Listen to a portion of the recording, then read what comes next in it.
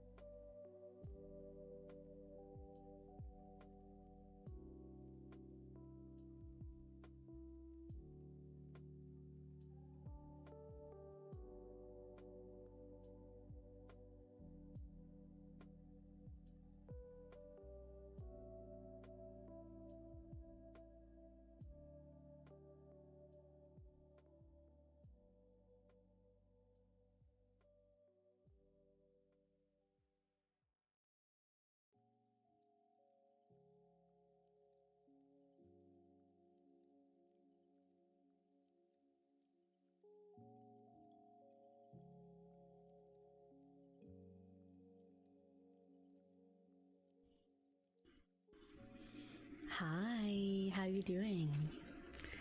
Are you having a good week, Holly?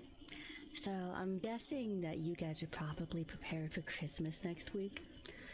So I am doing 5 chapters this week, but because the book is a little bit shorter than 30 chapters, next week I am going to be doing 7 chapters instead of just 5. So that's a little bit something to look forward to, I guess. But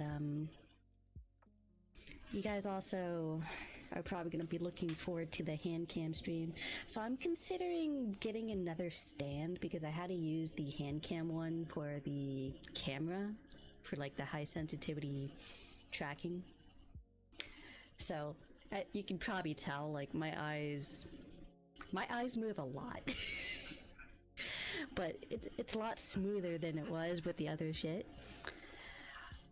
So I might have to get a second stand before the hand cam stream. I don't know if it'll even come in time. I might have to like switch to the webcam for that and then just have the hand cam stand on there. Oh, thank you for the tie redeem. You have so many points already, Holly. How many points do you have on this channel now? You have a lot of points on the other one too, I know. I hope you guys... 6.1, that's quite a bit. What points do I have on this channel, actually? Let me check. I'm kind of curious what I put for the point stuff now.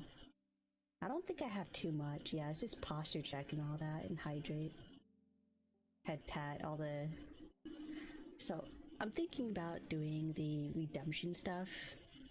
Like, Letty said about, like, the plastic keys for, like, hand cam streams. Because they're not quote-unquote a book reading stream, so I can actually, like, interact more. If you want to know what the plastic keys sound like, this is the plastic keys right here.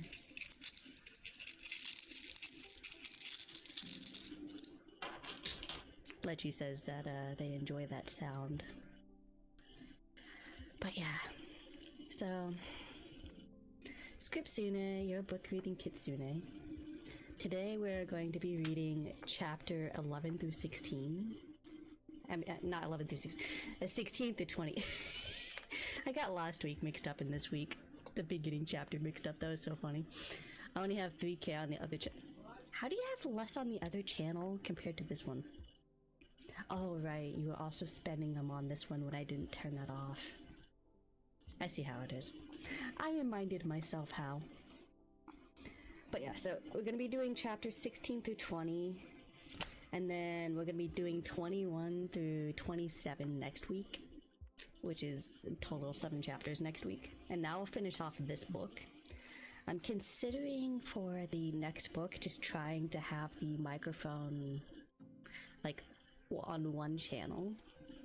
So like no ear switching for the next book, just as an experimentation to see which one you guys prefer. If you like both ears being a little bit separate like this, or if I end up just like having it dual channel, like on mono channel. Dual versus mono. So my cousin's being a little bit loud right now, so you guys might hear my cousin a little bit. I'm sorry if you do, but he's been hanging out with his friends lately and being super loud. But yeah, so as a reminder for those of you who don't know about the hand cam stream, it's going to be for the little Harry Potter classroom building set.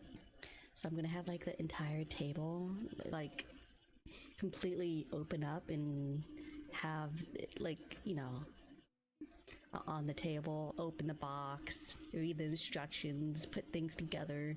It's supposed to have everything that it needs in it, including the glue. So it would be my first time doing one of those little sets. Ayo, Mabu what? What do you mean, ayo? So previous chapters, we saw that there was some actual input about the dogs in the book. So if you weren't here for the previous chapters, there is some betrayal going on between the clans. We have a little bit of insight on who might betray the Thunder Clan and go to Tiger Claw, and we also have the other clans looking at Thunder Clan because of their weakened leader, and that Tiger Claw has turned into Tiger Star and is now a leader of the Shadow Clan. And there's a lot of danger going on, so I'm hoping that everyone puts past their differences and works towards getting the dogs out of the forest, because it's those dogs are pretty dang vicious. Those dogs are pretty dang vicious.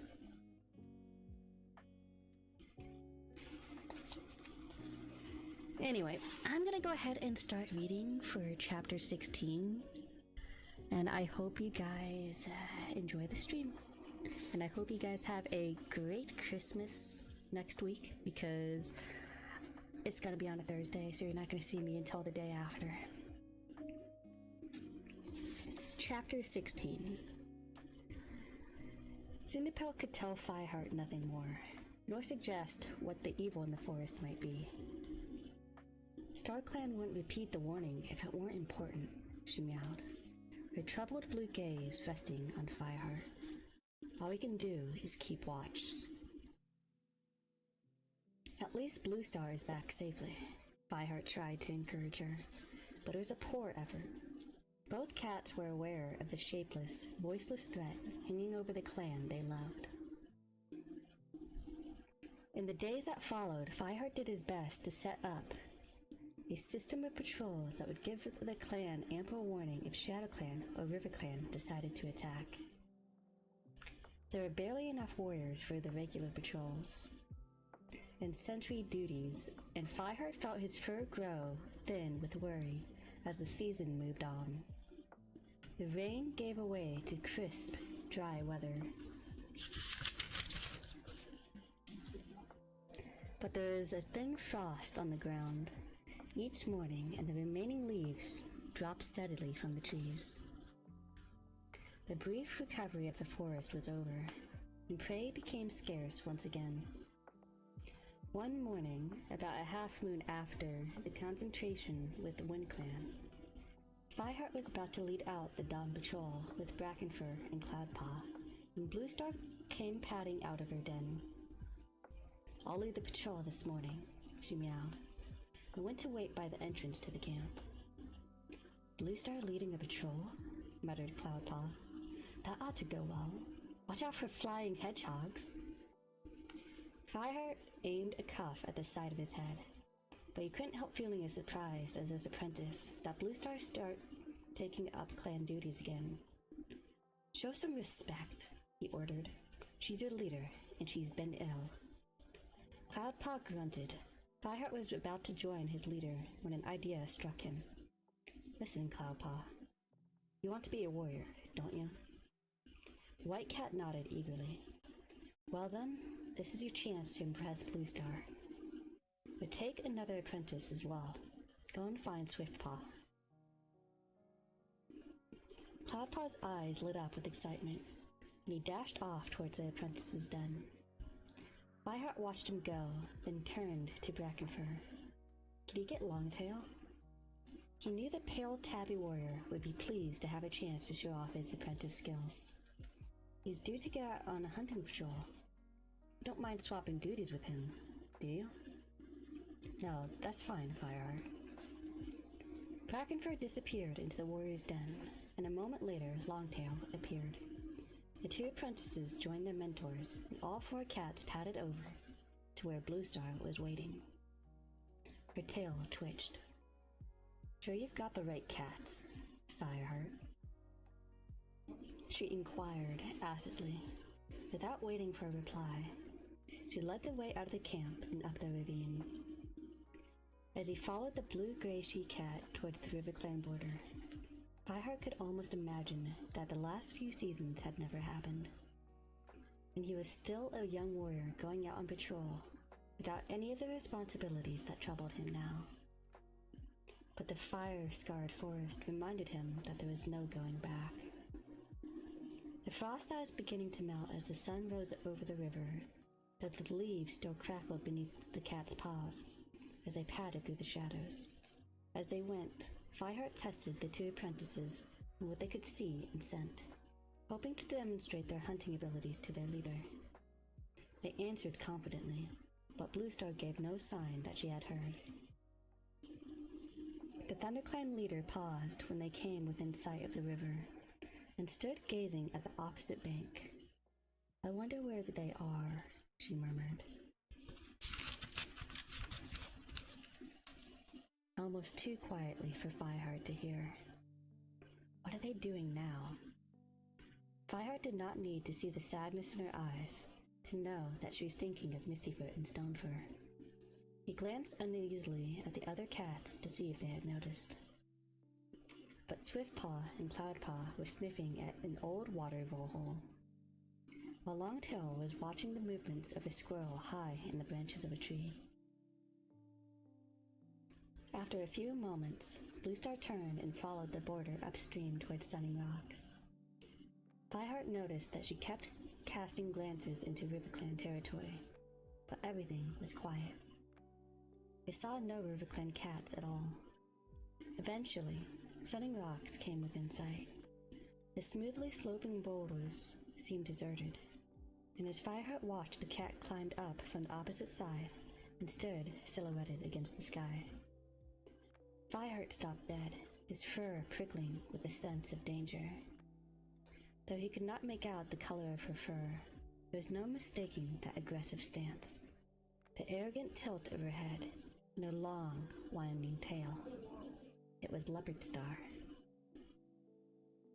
A couple of other cats had just joined Leopard Star, and as the ThunderClan patrol drew closer, Fireheart recognized Stonefur, the RiverClan deputy, and the warrior, Blackclaw.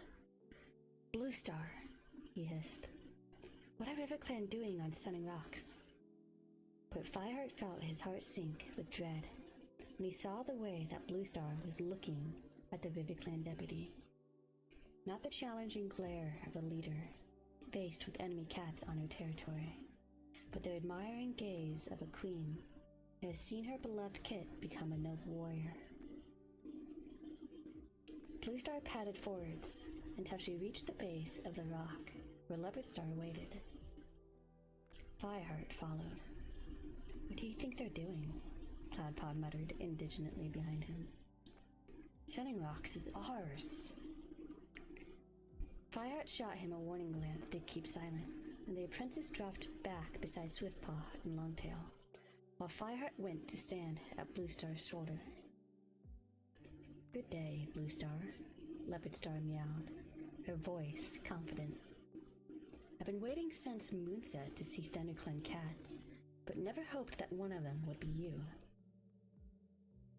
There was an edge of mockery in her tone, and Fireheart winced that the head of his clan could be scorned so openly by other leaders. "What are you doing here?" Bluestar asked. "Sunning Rocks belongs to ThunderClan," but her voice was low and unchallenging, as if she had not really believed what she was saying or did not care. "Sunning Rocks has always belonged to RiverClan," Leopardstar retorted, "even though we allowed ThunderClan to hunt here for a while. But ThunderClan stands in our debt after the help we gave you the time of need."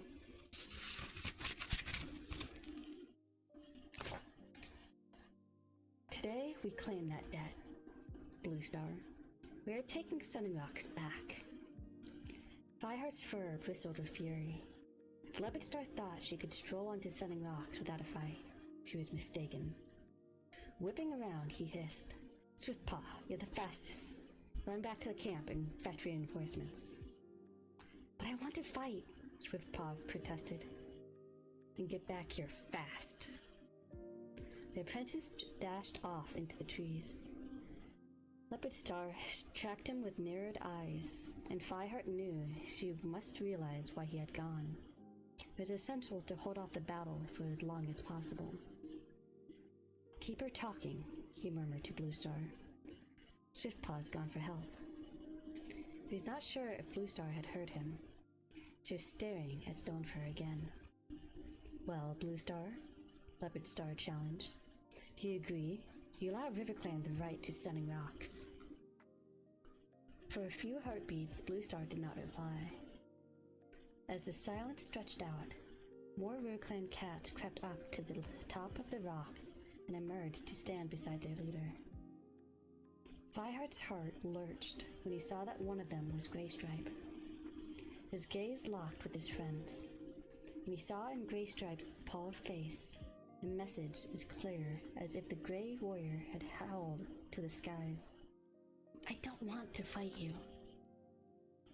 "No," Bluestar spoke at last, and to Fireheart's relief, her voice was firm.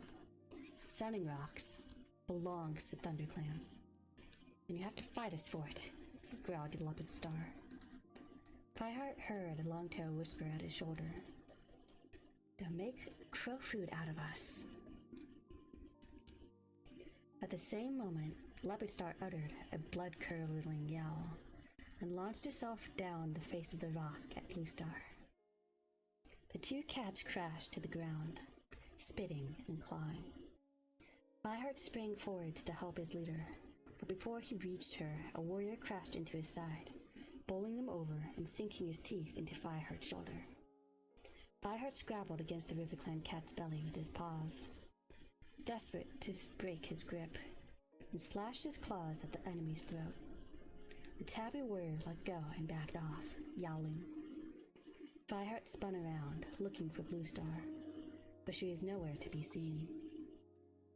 He spotted Longtail in the midst of the heaving mass of cats, but before he could do anything to help, he caught a glimpse of Blackclaw springing towards him.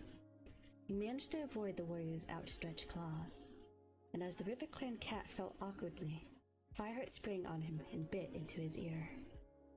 Blackclaw scrabbled on the ground, trying to escape Fireheart's grip.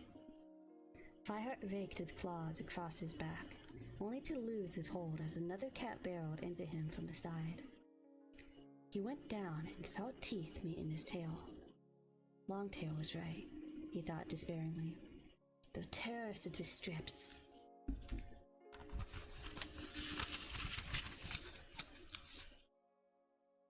The ThunderClan cats were hopelessly outnumbered, and there had been no time for Swiftpaw to reach the camp and return with help. Long before reinforcements could arrive, the patrol have driven off or even killed, and Sunning Rocks would belong to RiverClan again. Fireheart writhed helplessly, struggling for enough space to use teeth and claws. Suddenly, the weight was lifted as the cat lying across his legs was yanked away. He sprang to his paws to see Cloudpaw perched on Blackclaw's back, his claws fastened deep in the warrior's black fur, and the wild light of the battle in his eyes. Blackclaw reared up on his hind legs, but he couldn't shake the apprentice off. "See, Fireheart?" Cloudpaw yelled. "Do it this way. It's easy." There was no time for Fireheart to answer.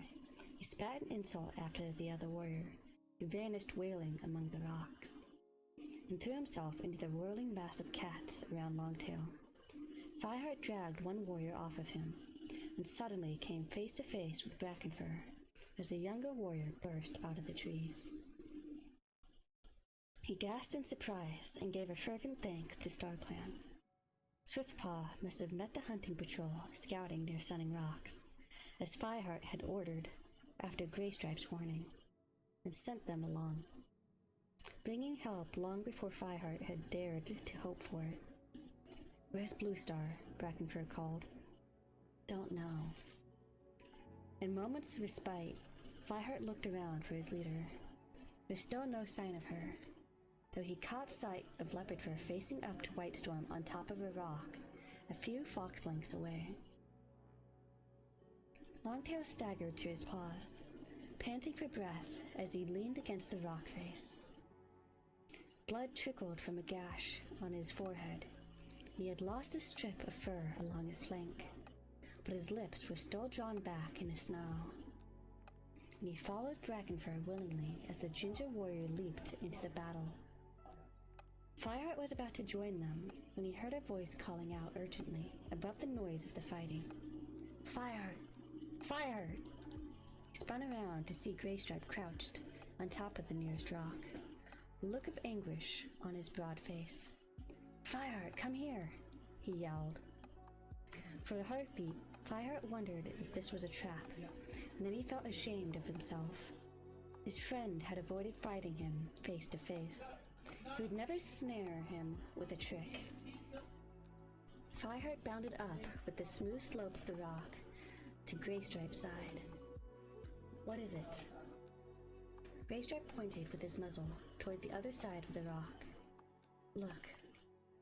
Fireheart peered over the edge. The rock sloped down more steeply there into a narrow gully. Bluestar was crouching almost directly below him. Her fur was ruffled,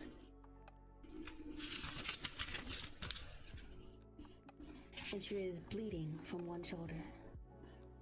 Coming along the gully on either side, cutting off any possible escape, were Mistyfoot and Stonefur.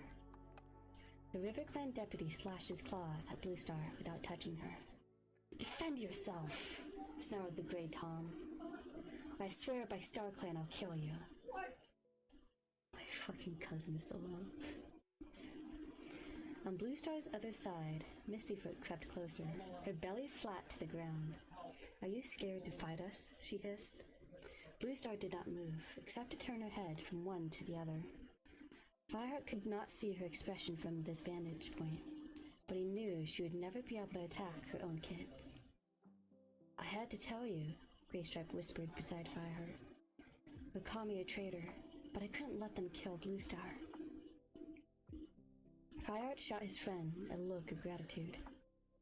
Graystripe had no idea of the real relationship between Bluestar and these two RiverClan cats. His only motive was loyalty to his former leader. But Fireheart had no time to think for long about Graystripe's tangled loyalties. He had to save Bluestar. The RiverClan cats had advanced until they were almost touching her, their fur bristling and their teeth bared in a snarl. Some of these sentences are so hard to read out loud.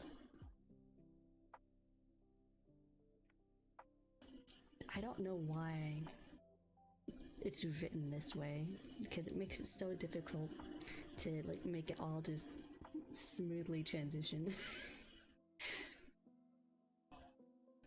call yourself a leader? Stonefur sneered. Why won't you fight? He drew back a paw to bring it raking down over Bluestar's shoulder. At the same instant, Fireheart launched himself down the rock face. He landed hard in the gully, practically on top of Stonefur, forcing him away from Bluestar. On the clan leader's other side, Mistyfoot let out a screech of defiance and unsheathed their claws. Stop! Fireheart yelled. You can't harm Bluestar. She's your mother!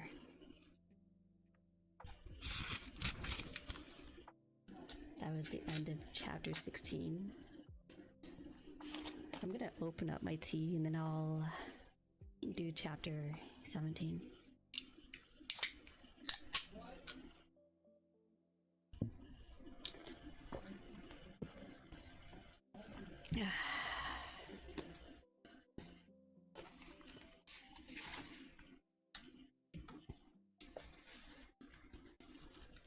Chapter 17. The RiverClan warriors froze, their blue eyes wide with shock. What do you mean? Stonefur asked. Greypool was our mother. Beer? No, I said tea. No, listen. Fireheart bundled Bluestar against the rock face and stood in front of her. You could still hear the yowls and spitting of the battle on the other side of the rock. But suddenly, it seemed to have nothing to do with the confrontation in this gully. Bluestar gave birth to you in ThunderClan. He meowed desperately. But she couldn't keep you. Your father, Oakheart, brought you to RiverClan. I don't believe you. Stonefur drew his lips back in a vicious snarl. It's a trick. No, wait, mewed Mistyfoot. Fireheart doesn't lie. How do you know? Her brother demanded. He's a ThunderClan cat. Why should we trust him? He advanced on Fireheart, claws out, and the ThunderClan warrior braced himself for the attack. But before Stonefur could spring, Bluestar slipped out from behind him and faced the two RiverClan cats. No, it's not twisted tea either. It's just Arizona green tea.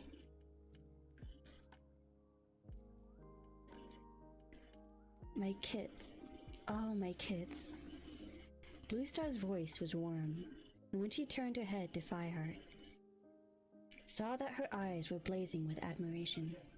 You're such fine warriors now. I'm so proud of you. Stonefur glanced at Mistyfoot. Uncertainty was showing in his twitching ears. Leave Bluestar alone, Fireheart urged quietly. A sudden yowling interrupted him. Fireheart, watch out! The voice was Greystripes. Fireheart looked up in time to see Leopardstar plunging down the rock towards him. Greystripe's warning gave him just enough time to scramble backwards, so that her outstretched claws only raked his shoulder. Spitting, she flung herself at him, driving the breath out of his body as she hurled him to the ground. Fireheart gripped the RiverClan leader's neck with his front paws and felt her powerful hind legs rake across his belly. Pain stabbed through him and he slashed out blindly, feeling his claws score through fur. For a few heartbeats, all he could see was leopard fur's spotted pelt. His face was pressed into it, half smothering him, and he struggled to breathe.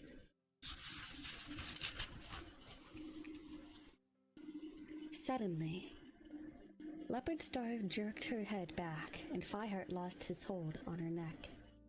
Her stifling weight was lifted off him. Scrambling to his paws, he backed against the rock, ready for her to spring at him again.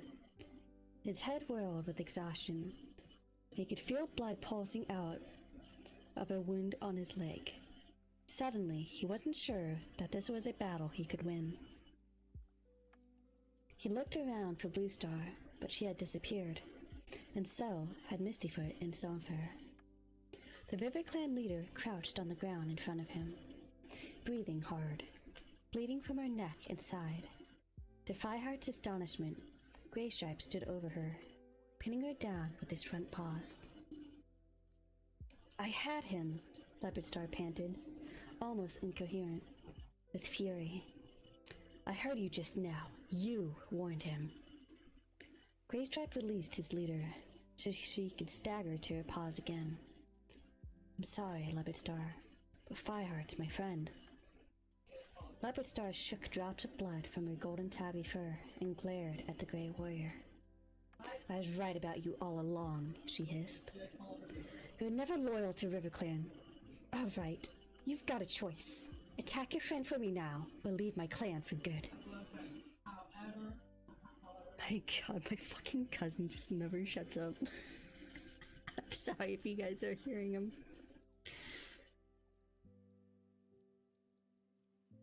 Graystripe stared at her in dismay. Fireheart's breath caught in his chest.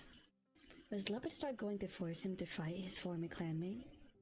He knew that he didn't have strength to beat a cat who was still relatively fresh. And much more than that, he could lift a claw against his best friend.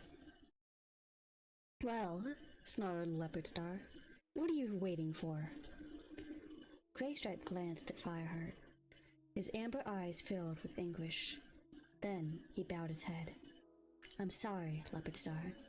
I can't do it. Punish me if you want. Punish you? Leopardstar's face was contorted in fury. I'll claw your eyes out. I'll set you loose in the forest for foxes to track down, traitor. A chorus of yelling drowned her threats.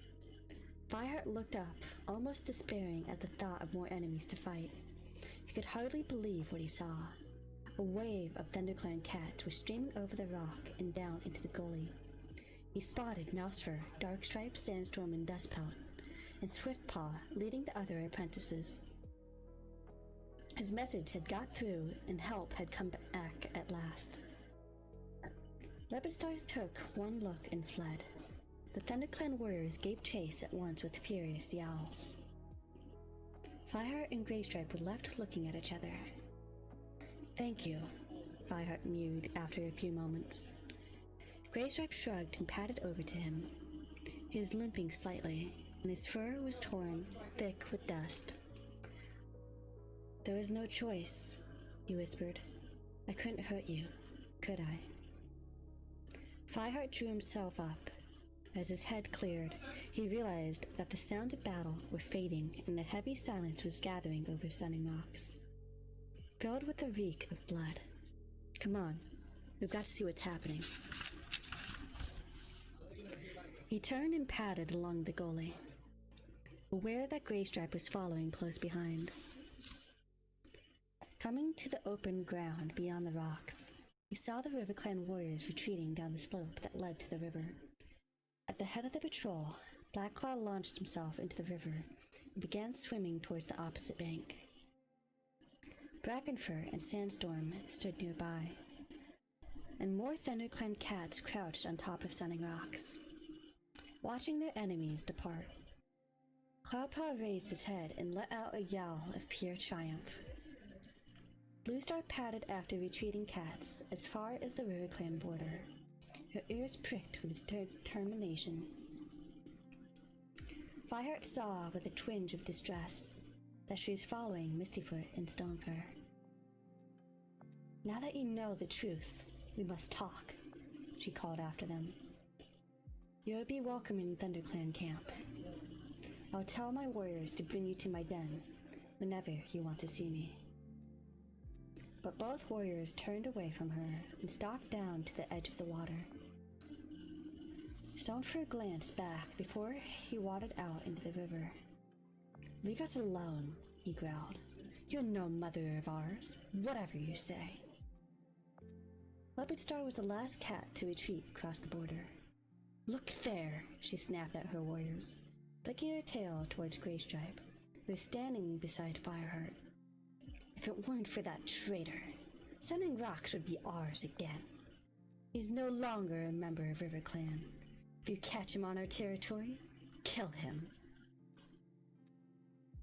Without waiting for any response, she spun around and limped rapidly towards the river. Graystripe said nothing. He stood as motionless as the rocks behind him, with his head hanging. Sandstorm padded across to Fireheart. What happened? She asked. She was bleeding from a scratch on her shoulder, but her eyes were clear and questioning. Fireheart longed to go back to camp and curl up in the warrior's den to share tongues with her, but he knew he had too much to do. Graystripe saved my life, he explained. He pulled Leopardstar off of me. So that's why you can't go back. The pale ginger she-cat turned her head to watch the last River Clan cats plunging into the river. Then she looked back at Graystripe, her eyes huge with concern. What is he going to do, then? She murmured. Sudden joy stabbed through Fireheart. Whatever Graystripe felt for his kids, if he could not go back to River Clan, he could come home. Then the joy faded and anxiety twisted Fireheart's belly. That decision wasn't his to make. Would Bluestar now allow the Grey Warrior to come back to the clan he had left? And how would the other warriors react? Looking around for his leader, Fireheart saw her padding wearily up the slope and went to meet her. Bluestar. She raised her head, and he saw that her eyes were puzzled. They hate me, Fireheart. Sorrow flooded over Fireheart. With his own worries about Graystripe, he had almost forgotten what his leader must be suffering. I'm sorry, Bluestar, he murmured. Perhaps I shouldn't have told them, but I couldn't think of what else to do. That's all right, Fireheart. To his amazement, Bluestar reached out and gave his shoulder a swift lick. I always wanted them to know, but I didn't think they would hate me for what I did. She let out a long sigh. Let's go back to camp. She showed no sense of triumph that the Underclan had succeeded in defending their claim to Sunning Rocks. When she reached the place where her warriors were gathered, she said nothing about the victory, not even to congratulate them for fighting so well. Her mind still seemed fixed on her kids. Fireheart fell in beside his leader as she padded up the slope. Well done, he meowed to Cloudpaw as his apprentice leaped off the rock and landed neatly at his side. You fought like a warrior. So did all of you, he added, raising his voice as he glanced around, hoping to make up for their leader's indifference. Bluestar and I are both proud of you. Thanks, StarClan, we managed to beat RiverClan off, mewed Brackenfur. No, thank us, Cloudpaw put in. We did all the fighting. I didn't notice any StarClan warriors on our side. Bluestar turned her head at that and fixed an intent gaze on the white apprentice. Her eyes narrowed. Fireheart expected her to rebuke him, but her expression showed interest rather than anger. She gave a little nod but said nothing. As the warriors began to move off towards their camp, Fireheart went to stand beside Graystripe. Bluestar, he mewed nervously. Graystripe's here. Bluestar's gaze flickered vaguely over the Grey Warrior. For a moment, Fireheart was afraid that her mind was drifting again, and she wouldn't even remember that Graystripe had ever left ThunderClan. Then Darkstripe shouldered his way forward. Get off our territory, he spat at Graystripe, adding to Bluestar. I'll drive him off if you want. Wait, Bluestar ordered with a touch of her old authority. Fireheart, explain what's going on. He told her how Graystripe had warned him about Leopardstar's attack and pulled her away when Fireheart was losing their fight. He brought me to help you when Mistyfoot and Stonefur were attacking you, he explained. And I owe him my life. Bluestar, please let him come back to ThunderClan. Graystripe looked at his former leader with a glimmer of hope in his amber eyes. But before Bluestar could reply, Darkstripe broke in roughly. He left ThunderClan of his own free will. Why should we let him come crawling back now? I'm not crawling to you or any cat, Graystripe retorted. He turned to face the Gray She Cat again. But I'd like to come back, if you'll have me, Blue Star.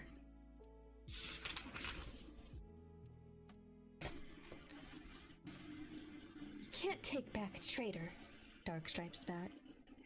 He just betrayed his leader. How do you know he won't betray you the first chance he gets? He did it for Fireheart, Sandstorm protested. Darkstripe snorted contemptuously. Bluestar fixed a cold look on him. If Graystripe is a traitor, she meowed, with all the ice of Leaf Bear in her voice. And he's just the same as the rest of you. The clan is full of traitors, so one more won't make any difference. She rolled on Fireheart, power and strength seeming to flow back into her body. You should have let Mistyfoot and Stonefoot kill me, she spat. Better a quick death at the claws of noble warriors than a life dragged out in a clan I can't trust. A clan doomed to destruction by StarClan. There were gasps from the other cats as she spoke, and Fireheart realized that the few of the clan had any idea how distrustful and despairing Bluestar had become. He knew there was no point in trying to argue with her now. Thanks for the lurk, Lechy. Does that mean Graystripe can stay? He asked. Stay or go, whatever he likes. Bluestar responded indifferently. Her flash of strength ebbed, leaving her looking more exhausted than ever. Slowly, not meeting the troubled gazes of any of her warriors, she padded away in the direction of camp. That was the end of chapter 17. I'm going to take a quick break and then I'll be back and read chapter 18.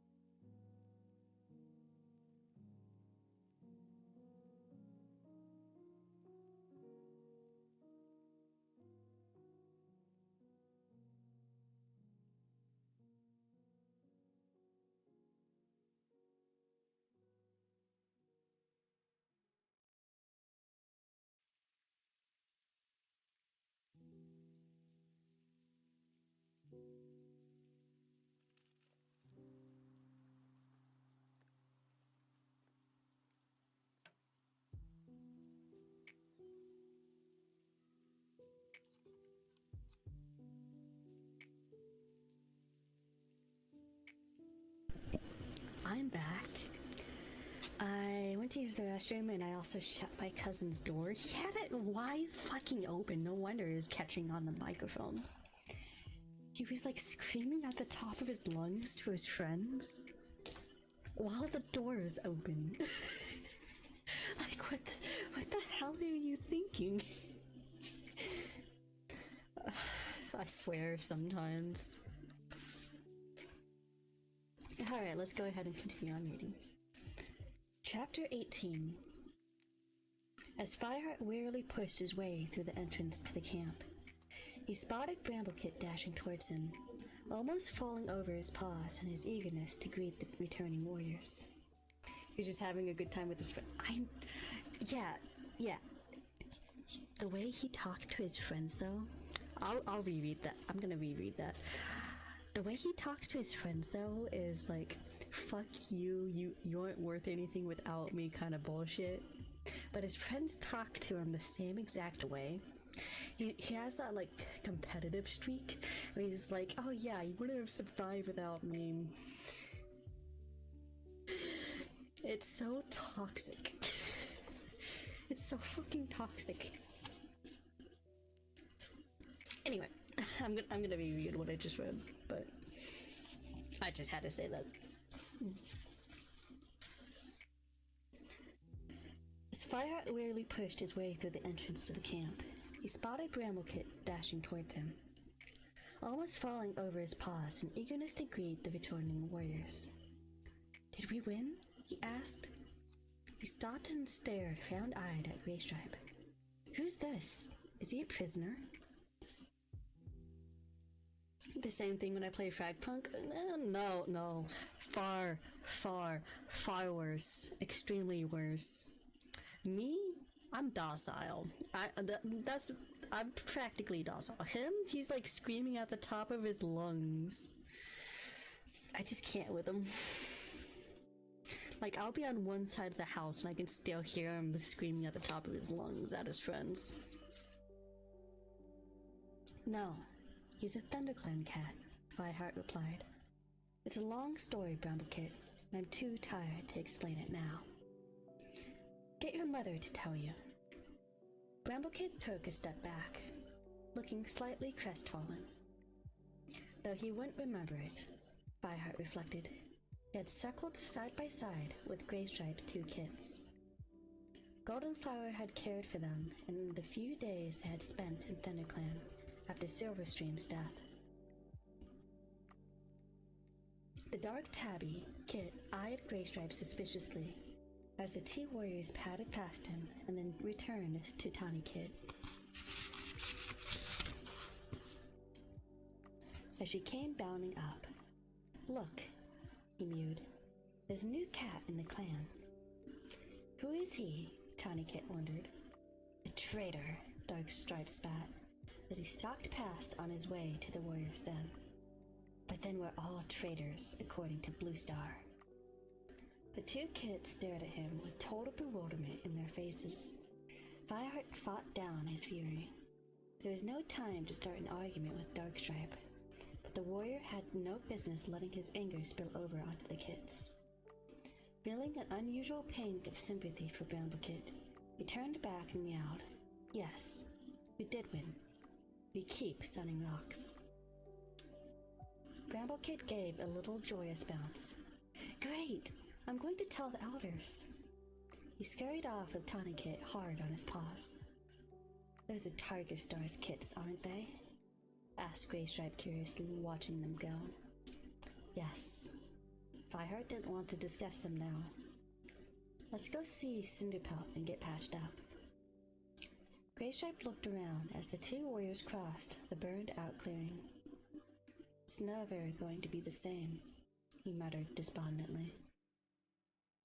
"Next New Leaf, you'll see," Fireheart replied, trying to cheer him up. He hoped Graystripe was only referring to the damage caused by the fire, and not the sense that he could never recover his old place within the clan. Everything would grow back stronger than before. Graystripe didn't reply. He didn't look as happy as Fireheart expected him to be, as if he were beginning to doubt the rest of his birth clan would accept him. And Fireheart could see the pain in his eyes that suggested he was already beginning to miss the kids he had given up. After all, he hadn't even the chance to say goodbye. The returning warriors were gathering in Cinderpelt's clearing. As Fireheart and Graystripe approached, the medicine cat looked up from the pressed cobwebs against the wound in Cloudpaw's side. "Here's Fireheart now," she mewed, and added, "Great Star Clan. You look as if he's been fighting monsters on Thunderpath." "It feels like it," Fireheart grunted, settling down for Cinderpelt to check him over. He realized how much his wounds hurt. The one in the hind leg that Leopardstar had given him was still bleeding, and he bent his head to lick it. "What are you thinking, bringing him back again?" Fireheart looked up to see Deathpelt glaring at my god, this fucking names. Deathpelt glaring at Graystripe. "We don't want him here." "Who is we?" Fireheart asked, gritting his teeth. I think he belongs here. And so does Sandstorm, and... broke off as Despot pointedly turned his back. Graystripe shot me an apologetic look.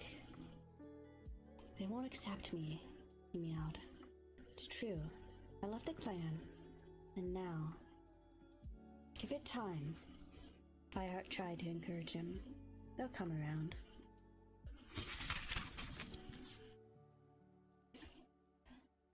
Privately, he wished he could believe it, thanks to Bluestar's indifference. Some of the ThunderClan cats would have no qualms about objecting to Graystripe's return. One more problem, Fireheart thought, to add to his worries. What was he really going on in the forest? How could the clan hope to survive the destruction StarClan had prophesized? Unless they were united. Fireheart wondered if Graystripe knew about the dark threat in the forest from RiverClan's medicine cat, the pack that StarClan had warned them of. Though Fireheart's fur prickled with dread, there was some comfort in knowing that Graystripe was back and he could give his friend, and he would have his friend to rely on, whatever it lay ahead. I'm messing up more and more.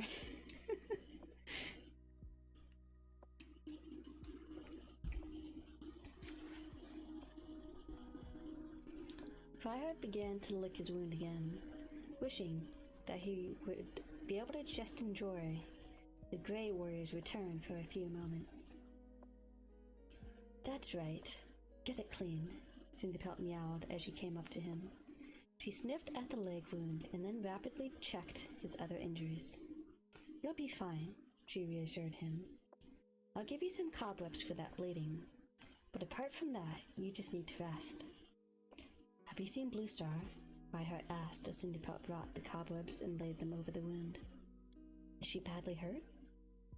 A bite on her shoulder, replied the medicine cat. I gave her a poultice of herbs and she went back to her den. Fireheart struggled to his paws. I'd better go and see her. Okay, but if she's asleep, don't wake her. Clan business, whatever it is, can wait. And while Fireheart does that, she added to Graystripe, I have a look at you. She gave his ear a quick lick. It's good to have you back. At least some cats would welcome Graystripe, Fireheart told himself as he padded across the clearing. The others would change their minds. Graystripe just needed time to prove that he could be a loyal member of ThunderClan again. Fireheart, Sandstorm hailed him as he approached Bluestar's den. Maspar and I are going out to hunt. Thanks, Fireheart mewed gratefully. Are you alright? Sandstorm drew closer, her eyes narrowing. I thought you'd be pleased. We won the battle, and Graystripe has come home. Fireheart pressed his muzzle briefly against her flank. He felt a pang of relief that the ginger sea cat seemed to have forgiven him for going behind Bluestar's back to arrange the talk with the Wind Clan. I know, but I'm not sure that all the cats will accept Graystripe. I find it hard to forget that he loved a cat from another clan, and then left us all together. Sandstorm shrugged. That's in the past. He's here now, isn't he? We'll have to put up with it. That's not the point. Pain and weariness made Fireheart more irritable than he intended. We can't afford quarrels just now. Can't you see that?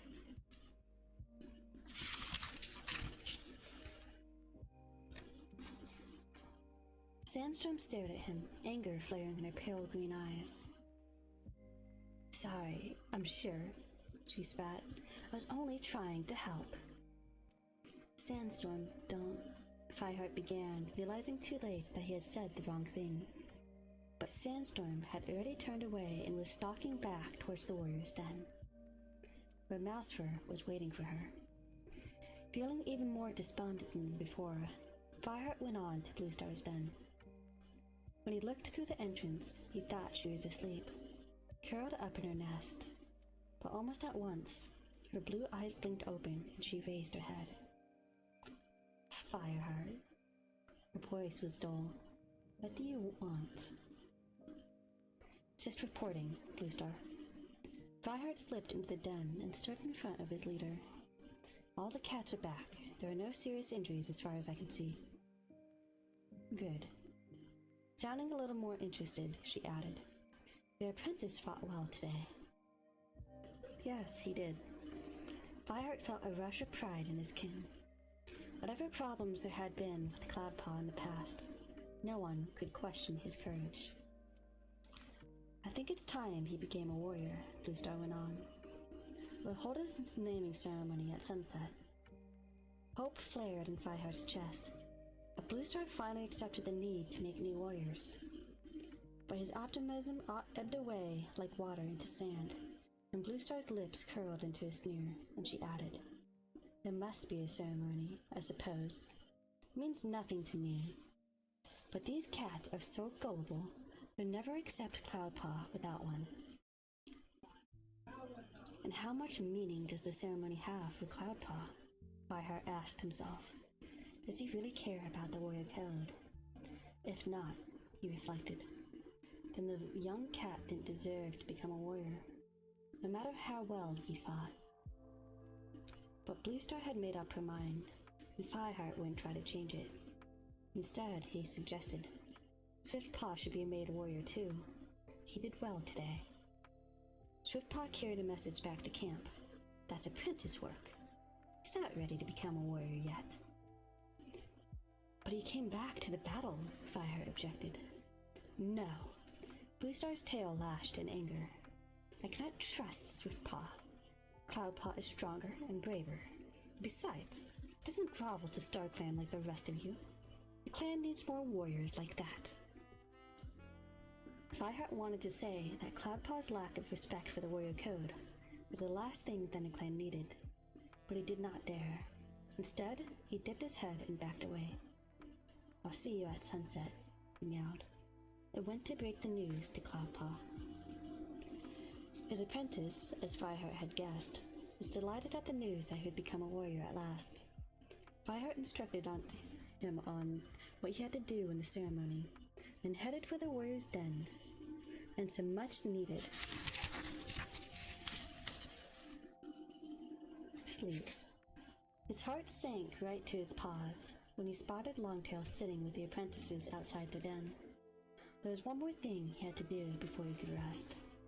Padding towards Longtail, he jerked his muzzle for the tabby warrior to join him, out of earshot of the apprentices. Longtail, he began, searching for the right words. I'm sorry. I've got some bad news. Bluestar has agreed to make Cloudpaw a warrior, but not Swiftpaw. Longtail finished angrily. That's what you're going to say, isn't it? I'm sorry, Longtail, he meowed. I tried to persuade Bluestar, but she wouldn't agree. So you say, the pale warrior sneered. But it's strange that your apprentice is chosen, and mine is ignored. Swiftpaw never went off to live with Two Legs. I'm not getting into all of that again, Fireheart retorted. Cloudpaw had never intended to leave the clan, but every cat knew that he had visited Two Leg Nest regularly for food before the Two Legs captured him and shut him in. Bluestar said she's making Cloudpaw a warrior because he fought well, while Swiftpaw took a message. Longtail's tabby fur bristled with fury, and who made him take it? He would have stayed to fight if he hadn't sent him away. I know that, Fireheart mewed wearily. I'm just as disappointed as you are. I'll do my best to get Swiftpaw made a warrior soon, I promise. If I believed that, I'd believe anything, Longtail spat. He turned his back on Fireheart, scraped angrily at the ground as if covering his dirt, and stalked back to the apprentices.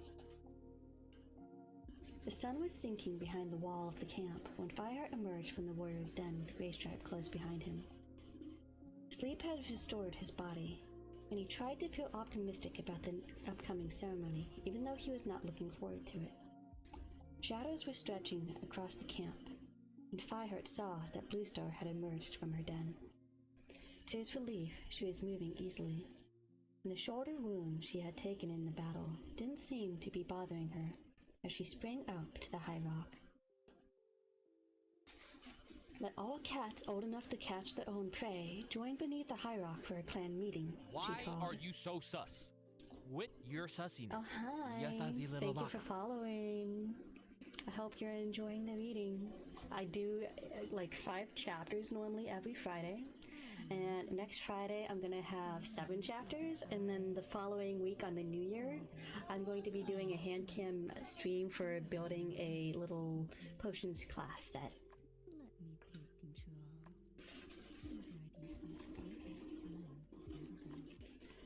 Greystripe gave Fireheart a friendly nudge. You've done well with Cloudpaw, he meowed. Are you making me posh? I am already sitting up straight, holy. Believe it or not, I'm actually sitting up straight. I never thought that pest of a kid would grow up into such a fine warrior. Fireheart acknowledged his friend's praise by pressing his muzzle against the Grey Warrior's shoulder. His friend remembered how upset he had been when Cinderpelt had her accident, and with how much it meant to Fireheart to have an apprentice ready to be made a warrior at last. Greystripe had seen his own apprentice, Brackenpaw, made a warrior long ago.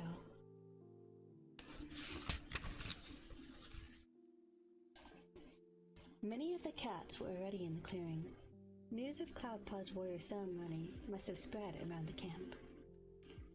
Cinderpelt appeared from her den and took her place near the base of the rock, while Goldenflower brought her 2 kids to sit at the front of the gathering crowd. Willowpelt's litter stayed with their mother near the entrance of the nursery. Fireheart couldn't help noticing that the other apprentices were the last to join the circle around the rock. He saw Brightpaw nudging Swiftpaw out of their den.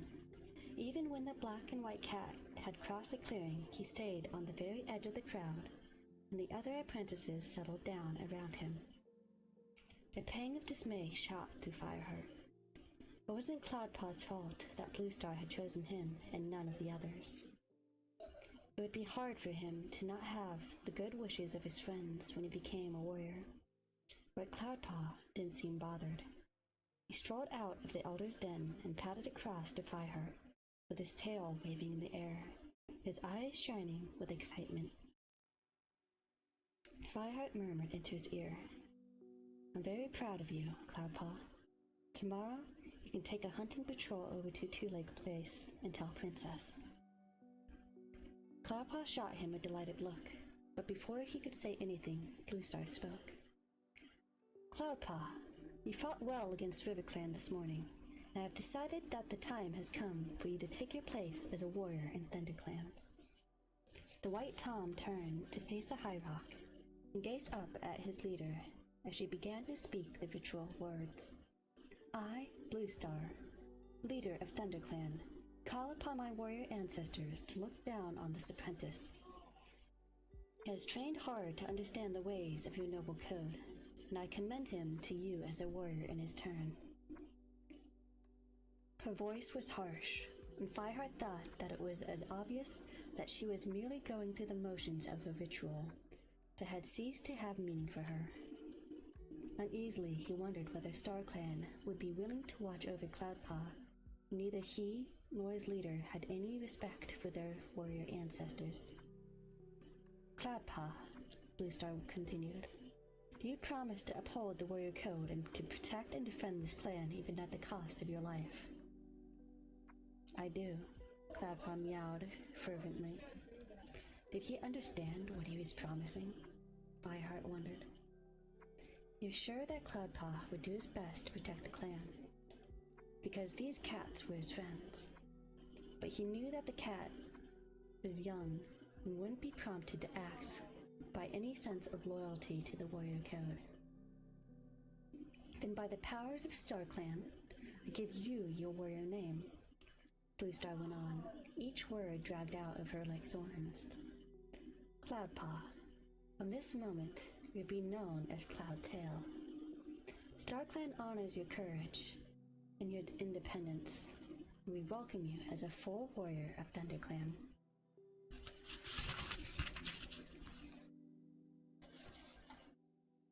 Leaping down from the high rock, she padded over to Cloudtail and rested her muzzle on his head. Cloudtail gave her shoulder a respectful lick, then went over to stand beside Fireheart. This was the moment at which the clan should be greeted the new warrior by hang on, I'm gonna drink some tea real quick. My tongue is catching on the roof of my mouth.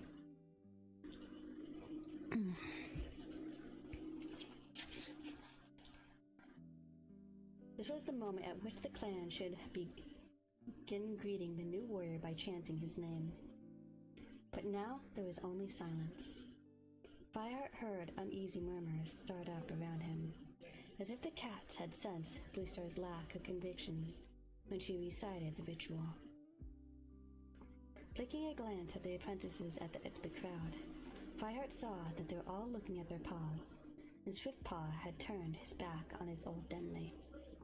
Cloudtail was beginning to look a little crestfallen, and Brindleface, who had suckled him as a tiny kid, padded up and pressed her tabby muzzle against his. "Well done, Cloudtail," she exclaimed. "I'm so proud of you."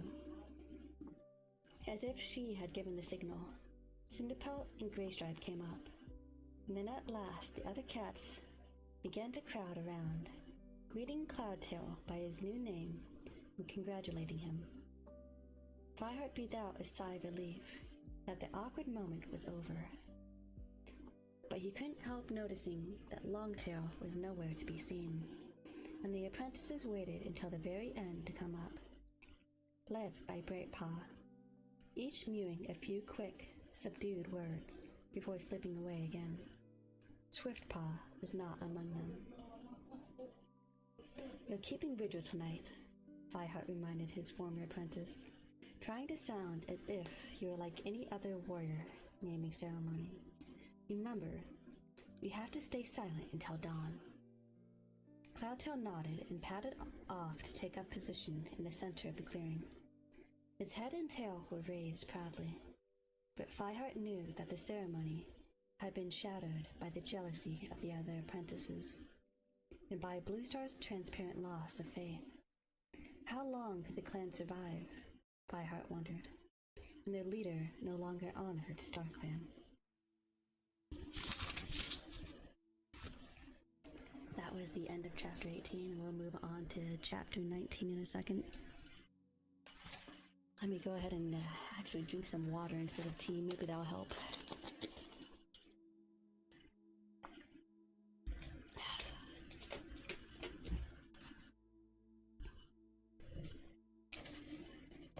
Alright. Chapter 19. Next morning, Fireheart watched the dawn patrol leave before going to relieve Cloudtail from his vigil. His injured leg felt stiff, but the bleeding had stopped. "All quiet?" he meowed. "Do you want to sleep now, or are you going to go hunting? We could go through Tall Pines if you like, and see Princess." Cloudtail stretched his jaws in an enormous yawn, but a heartbeat later he had sprung to his paws. "Let's hunt!" "Okay," Fireheart mewed. "We'll take Sandstorm with us. She has met Princess too." Fireheart knew that his closeness to Sandstorm had been trickling away ever since he had stopped the battle with WindClan. He desperately wanted to restore their previous bond. Oh my god, I hate how the fucking bots get banned, but it still shows up. Why are you so sus? I wish it would With automatically your delete sussiness. those messages. Yes, fuzzy little baka. Hi, thank you for following. Everyone thanks SiriBot for banning that bot.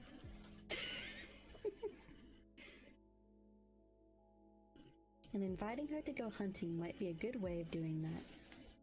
Glancing around to see if she had emerged from the den, he spotted Dustpelt padding towards him, with Fernpaw following. Am I a wolf or a fox? Okay, hang on. I'll pause for a second on my book. I have a little book tab. I am a fox. I'll show you. As you can see, clearly a fox.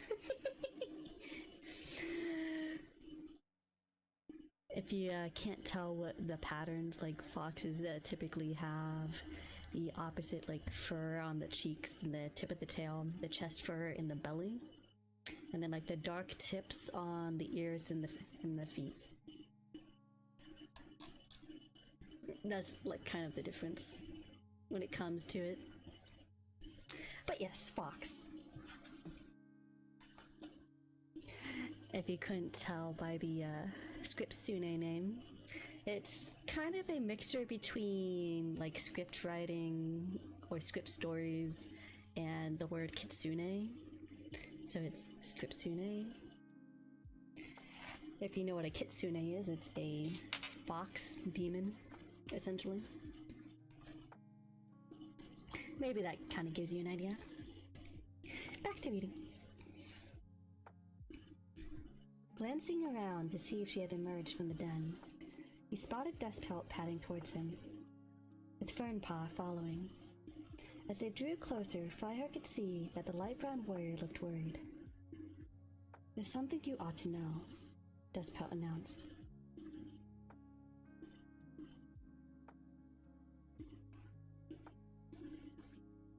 "Fernpaw, tell Fireheart what you just told me."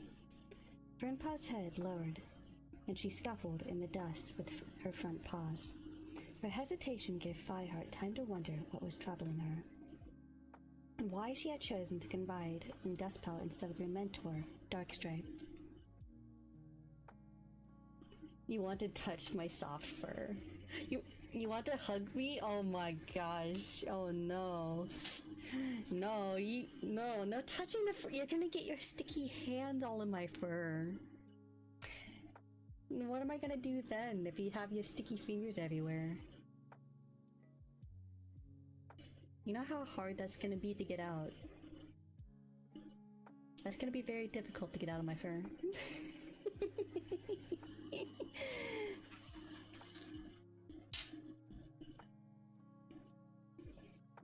No sticky candy hands. No candy canes, okay? You don't touch candy canes and then touch me. The second question was answered as Dustpelt bent his head and gave her ear a couple of licks. Fireheart had never seen the prickly young warrior so gentle. "It's okay," Dustpelt mewed. "There's nothing to be scared of. Fireheart won't be angry with you."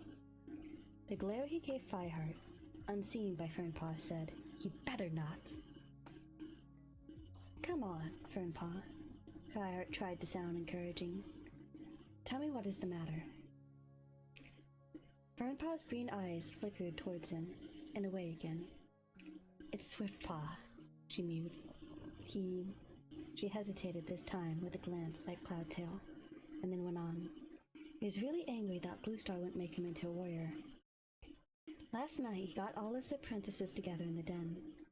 He said we'd never be warriors unless we did something so brave that Bluestar couldn't go on ignoring us anymore."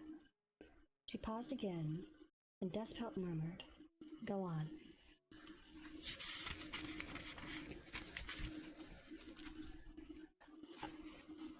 "He said we ought to find out who has been killing prey in the forest," mewed Fernpaw, her voice shaking.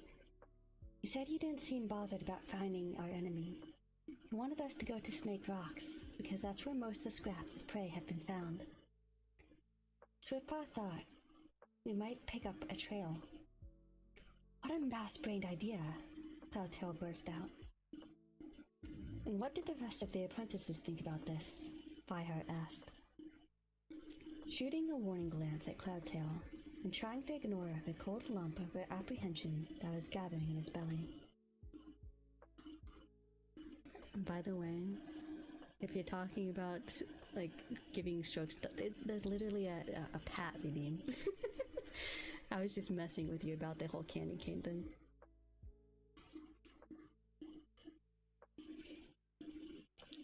"We didn't know. We want to be warriors, but we all know we shouldn't do something like that without orders, and without at least one warrior with us. In the end, only Swiftpaw and Brightpaw went."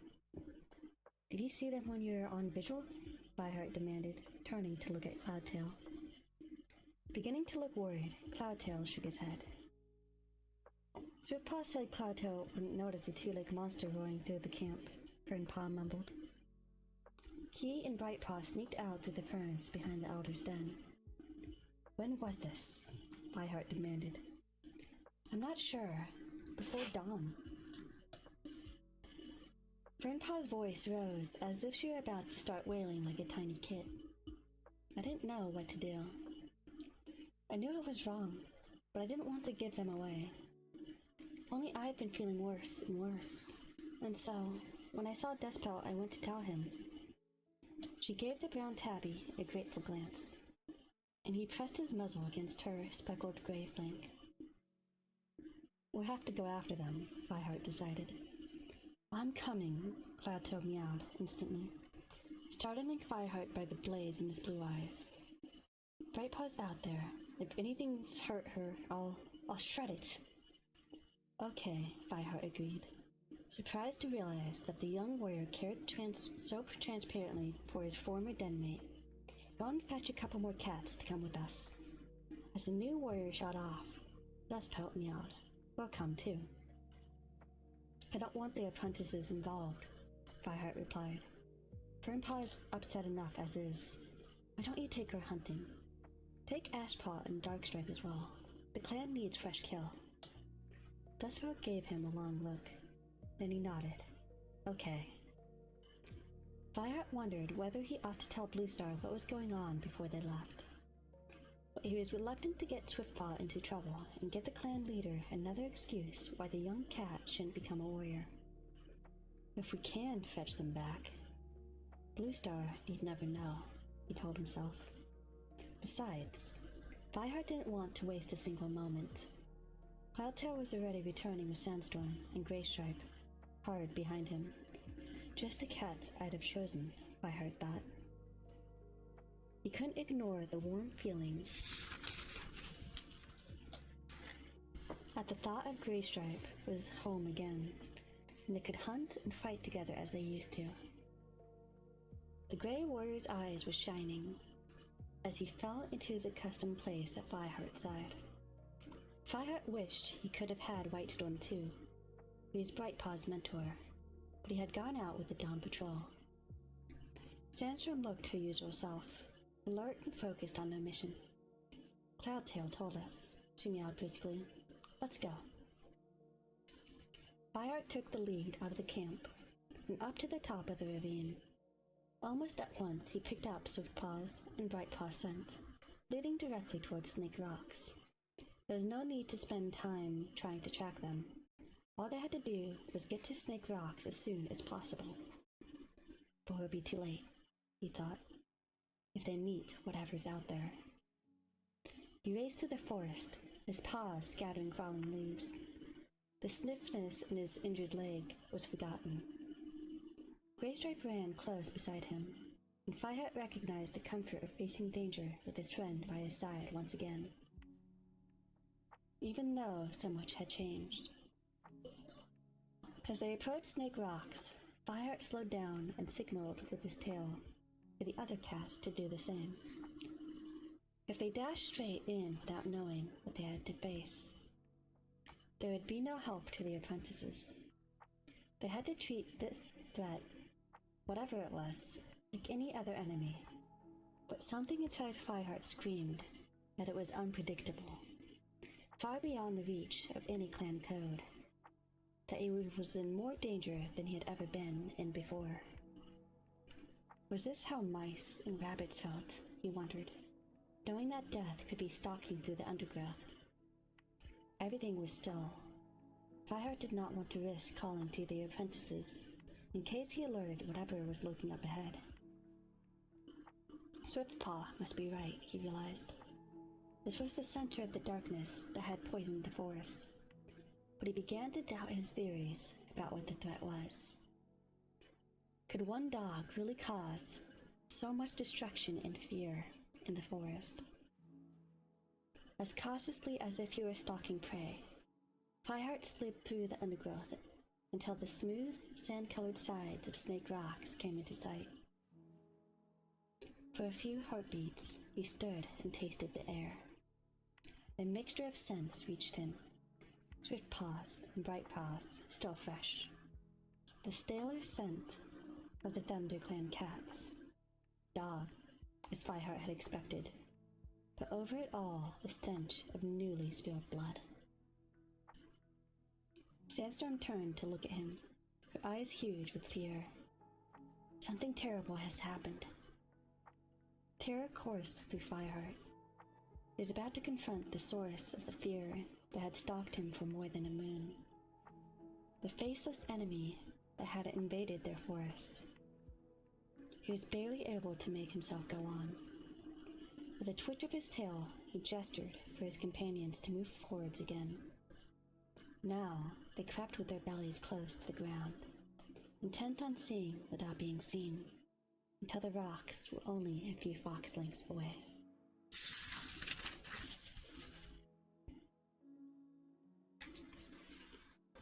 A fallen tree barred their way. Scrambling onto the trunk, Fireheart looked out over the open space, carpeted with dead leaves. Foul-tasting bile rose into his throat as he took in the scene in front of him. The leaves had been turned up by massive paws, and clots of earth sprayed upwards to catch in the branches of the tree. In the middle of the clearing, Swiftpaw's black and white body lay motionless, and just beyond him, Brightpaw. "Oh no," whispered Sandstorm. She drew herself up to a crouch on the trunk beside Fireheart. "Brightpaw!" yelled Cloudtail. Without waiting for Fireheart's order, he launched himself across the clearing towards her. Fireheart tensed, waiting for whatever had hunted down these apprentices to emerge from the trees and attack. But nothing stirred. Feeling as if his legs hardly belonged to him, he sprang down and stumbled across Swiftpaw. The apprentice lay on his side, his legs splayed out. His black and white fur was torn. His body was covered in dreadful wounds, ripped by teeth far bigger than any cat's. His jaw still snarled and his eyes glared. He was dead, and Fireheart could see that he had died fighting. "Great Star Clan, what did this to him?" he whispered. For moons he had been afraid, and now it was far worse than he could ever have imagined. Swiftpaw had been slaughtered like prey. The hunters in the forest had become the hunted. Something had happened in the forest. The balance of life had changed, and for a moment, Fireheart felt the ground beneath his paws shift.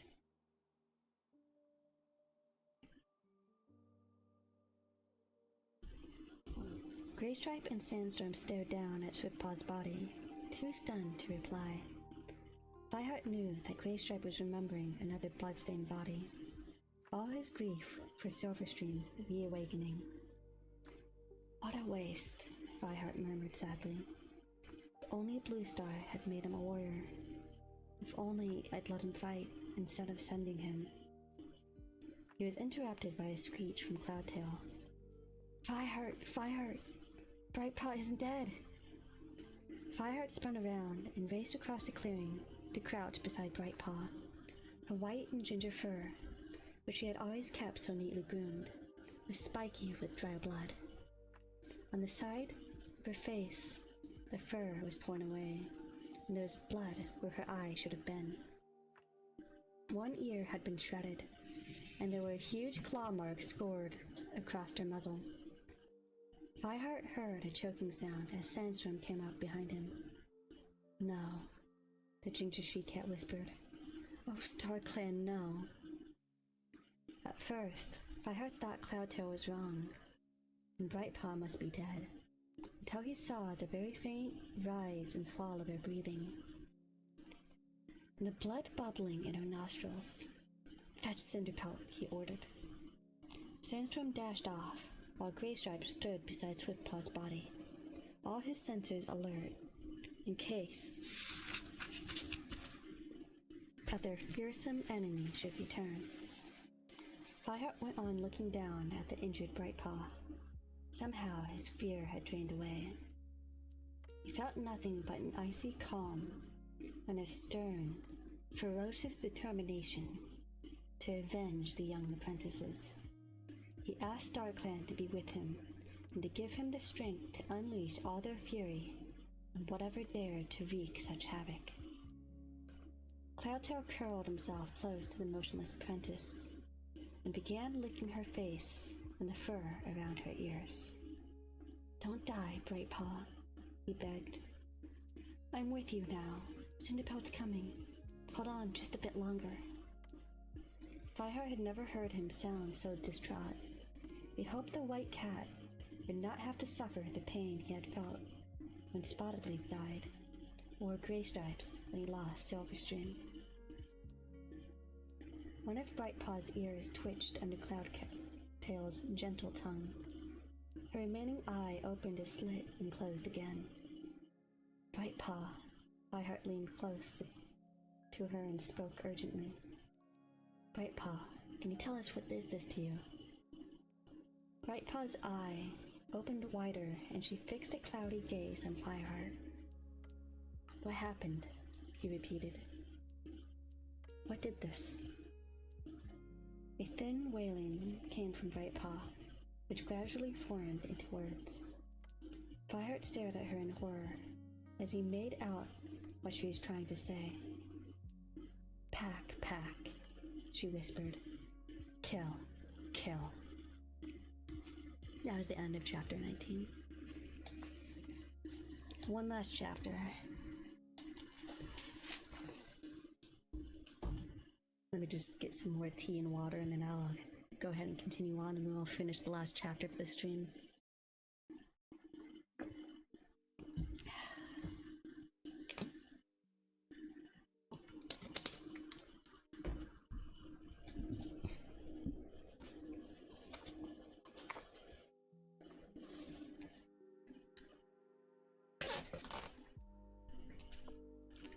Chapter 20. Will she live? Fireheart asked anxiously. Cinderpelt let out a weary sigh. She had come to Snake Rocks as fast as her uneven legs could run, and done her best to patch up the worst of Brightpaw's injuries, with cobwebs to stop the bleeding and poppy seeds for the pain. At last the apprentice had recovered enough to be dragged back through the forest to the camp, and now she lay unconscious in a nest among the ferns near Cinderpelt's den. "I don't know," Cinderpelt admitted. "Done the best I can. She's in the paws of StarClan now." "She's a strong cat," Fireheart meowed, trying to reassure himself. When he looked at Brightpaw now, curled among the ferns, she looked anything but strong. She seemed smaller than a kit, no more than a scrap of fur. Fireheart half expected each shallow breath to be her last.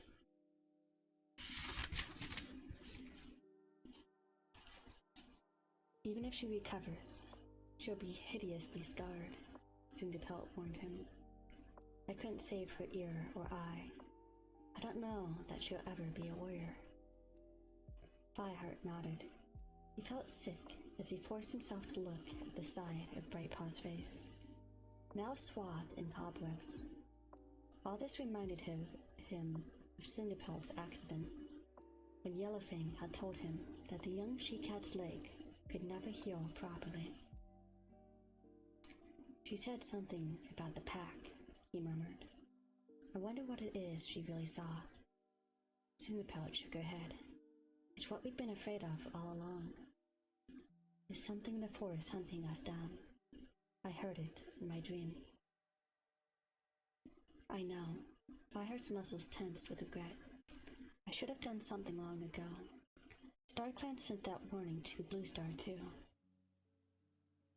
But Bluestar has no respect for StarClan anymore. I'm surprised she even listened to them." "Do you think that's why this has happened?" Fireheart spun around and faced the medicine cat. "No."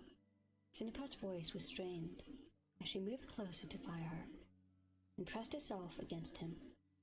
"StarClan did not send the evil, I'm sure of that." As she spoke, a rustling in the fern tunnel announced the arrival of Cloudtail. "I thought I told you to get some rest," Cinderpelt meowed. "I couldn't sleep." The white cat padded over to settle himself in the ferns beside his friend. I want to be with Brightpaw. He bent his head to give her shoulder a gentle lick. Sleep well, Brightpaw. You're still beautiful, he murmured. Come back to us. I don't know where you are now, but you have to come back. He went on licking her for a moment more, then looked up to fix a hostile glare on Fireheart. This is all your fault, he burst out. She and Swiftpaw should have been made warriors, and then they wouldn't have gone off on their own. Fireheart met his kin's gaze steadily. Yes, I know. He mewed. I tried. Believe me. He broke off as he heard the soft paw steps of another cat, and turned to see that Bluestar was approaching. Fireheart had sent Sandstorm to fetch her, and the ginger warrior followed her into the medicine cat's clearing. The clan leader stood and looked down at Brightpaw in silence. Cloudtail raised his head challengingly, and for a heartbeat, Fireheart thought he was going to accuse Bluestar of being responsible for Brightpaw's terrible injuries as well. But Cloudtail stayed silent. Bluestar blinked a couple of times and asked, Is she dying? That's up to StarClan, Cinderpelt told her, catching Fireheart's eye.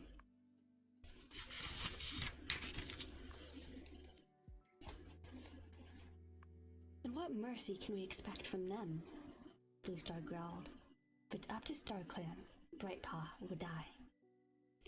Without ever being a warrior, mewed Cloudtail. His voice was quiet and sorrowful, and he bent his head again to lick Brightpaw's shoulder. Not necessarily, Bluestar spoke reluctantly. There is a ritual, thankfully little used. But dying apprentice is worthy. She can be made into a warrior so that she may take a warrior name to StarClan. She hesitated. Fireheart held his breath in disbelief. Would Bluestar really put aside her anger at their ancestors to acknowledge the importance of StarClan in a warrior's life? Was she about to admit that Brightpaw had been denied the warrior status she deserved? Cloudtail looked up at the gray she-cat again. Then do it, he growled. Bluestar did not react to being ordered around by her newest warrior. As Fireheart and Cinderpelt looked on, Pelts touching for comfort, and Sandstorm approached to bear silent witness, the clan leader dipped her head and began to speak. I asked my warrior ancestors to look down on this apprentice. She has learned the warrior code and has given up her life in the service of her clan. Let StarClan receive her as a warrior. Then she paused. Her eyes blazed with anger and burned like cold fire. She will be known as Lost Face, so that every cat knows what StarClan did to take her from us, she growled. Fireheart stared at his leader in horror. How could she use this terribly wounded apprentice in a war against the warrior ancestors? But that's a cruel name, Cloudtail protested. What if she lives? Then we will have all the more reason to remember what StarClan had brought us to, Bluestar replied, a voice barely more than a whisper. They'll have this warrior as Lost Face, or not at all. Cloudtail held her gaze for a moment longer, the light of challenge in his blue eyes, and dipped his head as if he knew there was no point in arguing. Let StarClan receive her by the name of Lost Face, Bluestar finished. She bent her head and lightly touched her nose to Lost Face's head. There, it is done, she murmured. As if the touch had roused her, Lost Face's eyes opened and a look of terrible fear flooded into them. For a moment, she struggled back to wakefulness. Pack, she gasped. Kill. Bluestar recoiled, her fur bristling. What? What does she mean? She demanded. But Lost Face had sunk into unconsciousness again. Blue Star looked wildly from Cinderpelt to Fireheart and back again. What did she mean? She repeated. I don't know, Cinderpelt mewed uneasily. That's all she will say.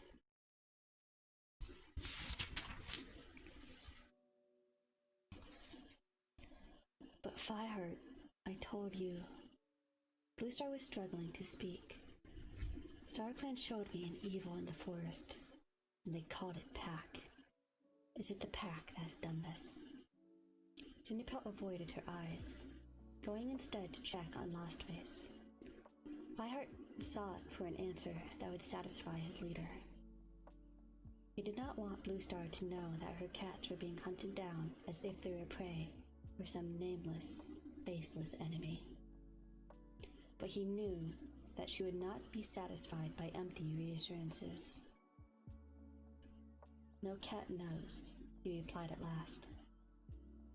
I'll warn the patrols to be on their guard, but if StarClan has abandoned us, patrols will not help us, Blue Star finished scornfully. Perhaps they have even sent this pack to punish me. No, Cinderpelt faced her leader. StarClan did not send the pack. Our ancestors care for us, and they would never disrupt the life of the forest or destroy a whole clan for a single grudge. Blue Star, you must believe this. Blue Star ignored her. She padded over to Lostface and stood looking down on her. Forgive me, she meowed. I have brought down the wrath of StarClan on you. And she turned away toward her den. Almost as soon as she had gone, an agonizing wail broke out in the main clearing. Fireheart raced through the ferns to see that Longtail and Grayshark were bringing Swiftpaw's body back for burial, and the limp black and white shape had been laid in the center of the clearing. His mentor crouched beside him, touching his nose to his fur in the ritual of mourning. Swiftpaw's mother, Goldenflower, sat next to him, while Bramblekit and Townykit, Swiftpaw's half-brother and half-sister, looked on with wide, scared eyes. A fresh wave of grief flooded through Fireheart. Longtail had been a good mentor to Swiftpaw. He did not deserve the pain he was going through now. Returning to Cinderpelt's clearing, he saw that Sandstorm had padded over to stand beside the medicine cat, who was pressing fresh cobwebs onto the fresh, blood-soaked dressings. Maybe she'll pull through, she meowed. If any cat can help her, you can, Cinderpelt. Cinderpelt looked up and blinked gratefully. Thanks, Sandstorm. But healing herbs can only do so much, and if Lostface lives, she might not thank me. She caught Fireheart's eye and saw in her face a fear that the injured cat would be unable to cope with her horrifically changed appearance.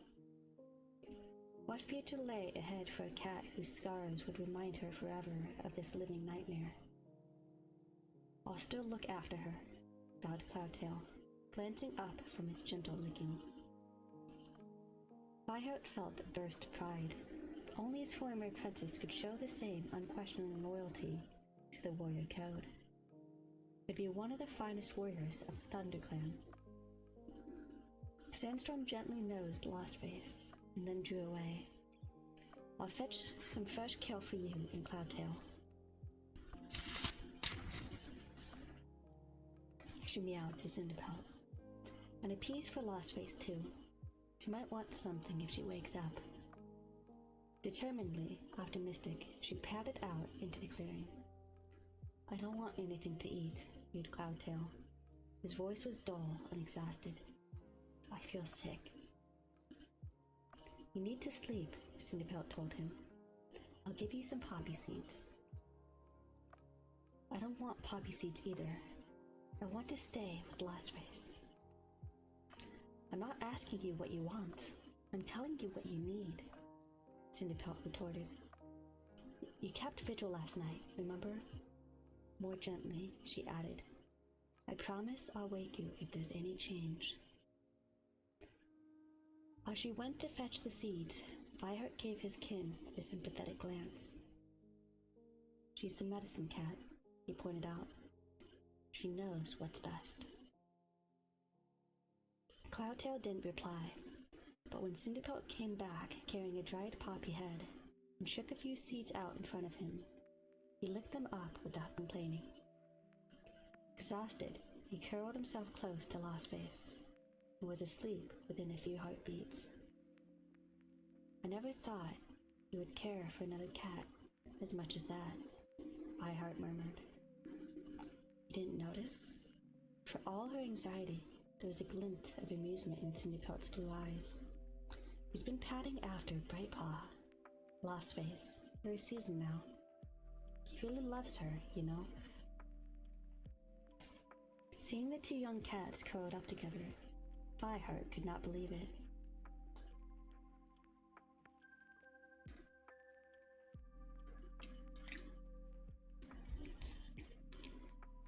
Fireheart headed towards the pile of fresh kill.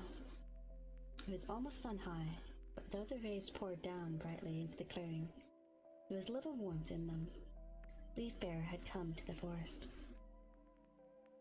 Days had passed since Swiftpaw had been killed, and Lostface injured.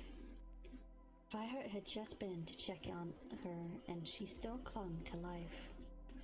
Cinderpelt began to be cautiously optimistic that she would survive. Cloudtail spent nearly every moment with her. Fireheart had excused him temporarily from warrior duties so that he could care for the injured cat. As Fireheart crossed the clearing, he saw Greystripe emerge from the warrior's den and approached the fresh kill pile. Darkstripe overtook him before he reached it and shouldered him aside to snatch up a rabbit. Dustpelt, already choosing his own meal, gave Greystripe a hostile glare.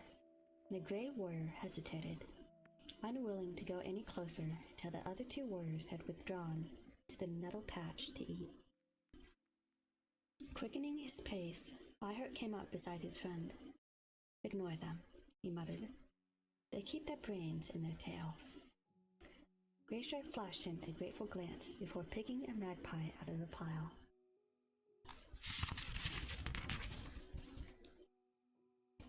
"Let's eat together," Fireheart suggested, choosing a bowl and leading the way to a sunny patch of ground near the warrior's den. "And don't let those two worry you," he added. "You can't stay hostile forever." Greystripe did not look convinced, but he said nothing more, and the two warriors settled down to eat. Across the clearing, Tinykit and Bramblekit were playing with Willowpelt's three kids. Fireheart felt a pang of grief as she remembered how Lostface had sometimes played with them, as if she were looking forward to having kits herself. Would she ever mother her own litter now? "I can't get over how much that kit looks like his father," yelled Greystripe after watching them for a moment. "Just so long as he doesn't behave like his father," Fireheart replied.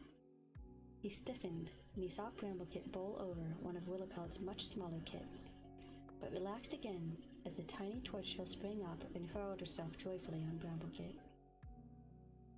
"It must be time he was apprenticed," remarked Greystripe. "He and Tinykit are older than—" He broke off, and a distant, sorrowful expression clouded his amber eyes. Fireheart knew that he was thinking of his own kits, left behind in RiverClan. "Yes, it's time I was thinking about mentors," he agreed, hoping to distract his friend from his bittersweet memories. "I'll ask Bluestar if I can mentor Bramblekit myself.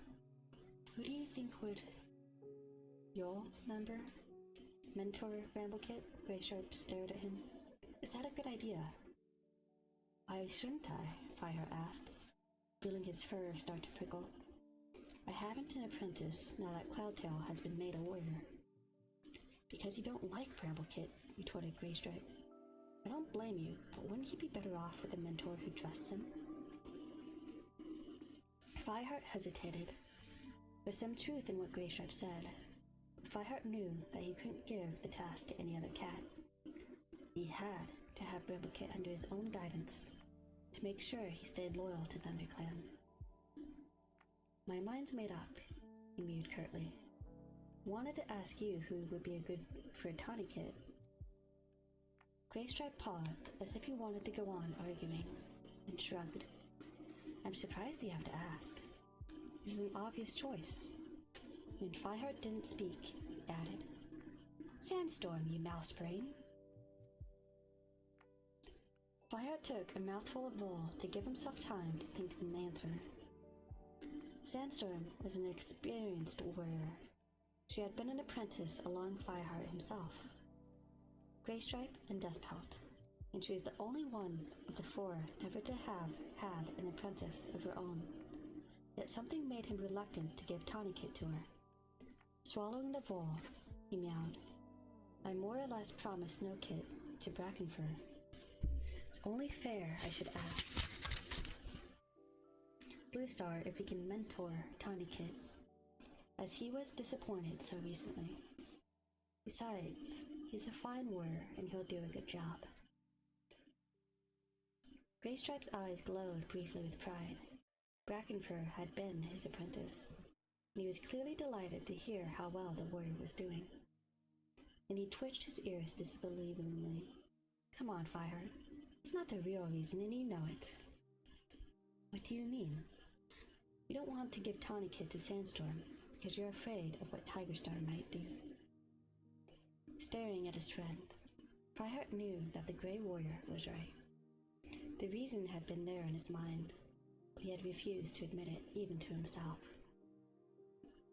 You want to protect her, Greystripe went on, and Fireheart didn't speak. And what's wrong with that? Fireheart demanded.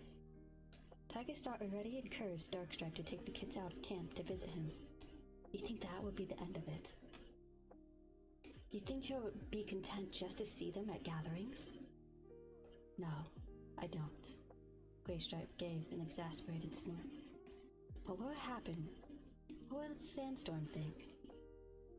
She's not some pretty little kitty pet, hiding behind big, strong warriors. She can take care of herself. Fireheart shrugged uncomfortably. Sandstorm will just have to accept the decision. I'm sure Bluestar will agree to let Brackenfur have Tourniquet. Greystripe's amber eyes gleamed in anticipation of trouble ahead. You're the deputy, but Sandstorm isn't going to like it, he predicted. You want to mentor Bramblecate? Asked Bluestar. Fireheart stood in her den. He had just raised the question of their new apprentices, suggesting that they should hold the naming ceremony at sunset. Yes, he mewed, and Brackenfur to mentor Tourniquet. Bluestar gazed at him with narrowed eyes. A traitor to mentor the son of a traitor, she rasped. Clearly she had no interest in who should mentor Tourniquet. How suitable. Bluestar, there are no traitors in the clan now. Fireheart tried to reassure her, pushing down his misgivings about Bramblecate. Bluestar gave a disdainful sniff. Do what you must. Fireheart.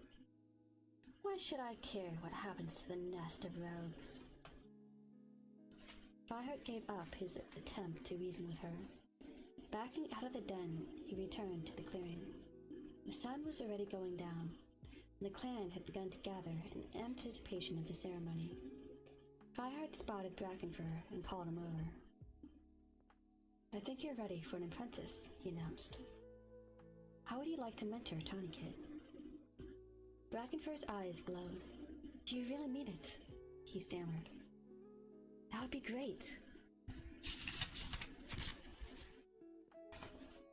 I do a fine job, Fireheart meowed. You know what to do in the ceremony? He paused as Sandstorm appeared from the warrior's den and began walking towards him. Hang on, Brackenfur, he muttered hastily. I'll be back in a moment. And he went to meet the pale ginger warrior. What's this Greystripe tells me? Sandstorm demanded as soon as he was in earshot. Is it true you asked Bluestar if Brackenfur could mentor Tourniquet? Fireheart swallowed. Her green eyes were blazing with anger, and the fur on her shoulders bristled. Yes, it's true, he began. But I'm more experienced than he is. Fireheart resisted the urge to tell her the truth, so that Sandstorm knew he was doing it for the sake of her and no other reason. But telling her that she wasn't going to mentor Tawny Kid because he wanted to protect her from possible trouble with Tiger Star would make her even more furious. She would only think that he had judged her too weak to deal with the threat posed by the Shadow Clan leader. Well, Sandstorm insisted, don't you think I'm capable of being a good mentor? It's not that at all, Fireheart protested. Then what? Give me one good reason why I shouldn't mentor a Tawny Kid. Because Fireheart cast around desperately for something he could tell her. Because I want you to lead the extra hunting patrols. You're a brilliant hunter, Sandstorm, the best. And with Leaf Bear here, prey will be scarce again. We're really going to need you. As he spoke, he realized that what he said was true. Extra hunting patrols led by Sandstorm would be the best way to solve the problem of feeding the clan through the bitter moons of Leaf Bear. Sandstorm, however, was not impressed. You're just making excuses, she meowed scornfully. There's no reason why I shouldn't lead hunting patrols and mentor Tawny Kid. She's bright and fast. I bet she turns out to be a brilliant hunter, too. I'm sorry, Fireheart mewed. I've already asked Brackenfur to take Tawny Kid. I'll ask Bluestar to give you one of Willowpeld's kits when the worst of Leaf Bear is over. Okay? No, it's not okay, Sandstorm hissed. I haven't done anything to be passed over like this. I won't forget this in a hurry, Fireheart. She turned away and went to join Frostfur and Brindleface. Fireheart took a step after her and then stopped. There's nothing you could say. Besides, Bluestar had just appeared from her den to call the clan to meeting. As the clan assembled, Fireheart noticed Greystripe crouching alone not far from the high rock. Malsfur stalked pointedly past him on her way to sit with the other she-cats. Frustrated at the way some of the clan still refused to accept Greystripe, Fireheart wanted to go over to reassure him, but he had to stay where he was, ready for his part in the ceremony. A moment later, Cloudtail and Whitestorm appeared from the fern tunnel leading to Cinderpelt's den, and settled down alongside the Grey Warrior, to Fireheart's relief. Cinderpelt followed them out of the ferns and limped hurriedly over to Fireheart. As she drew closer, he saw that her blue eyes were sparkling. Good news, Fireheart, she announced. Lostface just woke up and managed to eat some fresh kill. I think she's going to be okay. Fireheart let out a delighted purr. That's great, Cinderpelt. But for all his relief at the news, he couldn't help wondering how Lostface would cope when she learned that her face was so terribly injured. She's already sitting up and trying to groom herself, Cinderpelt went on, but she's still very shaky. She'll need to stay in my den for a few days yet. Has she said anything about who attacked her? Cinderpelt shook her head. I tried to ask her, but it upsets her too much to think about it. She still cries out pack and kill in her nightmares. The clan needs to know, Fireheart reminded her. Then the clan will have to wait, Cinderpelt assured sharply. Lostface needs peace and quiet if she's going to get better. Fireheart wanted to ask her when she thought Lostface would be fit to talk to him, but he had to pay attention to the ceremony as Goldenflower came out of the nursery, flanked by her two kids. Fireheart could see she had groomed both of them especially carefully. Tawny Kit's ginger fur glowed like a flame in the dying sun, and Bramble Kit's dark tabby pelt had a glossy sheen. As they approached the high rock, Towniekit bounced around with excitement, but Bramblekit seemed calm, padding towards, with his head and tail held high. Fireheart wondered if this was what Tigerstar had looked like when he had first been made an apprentice.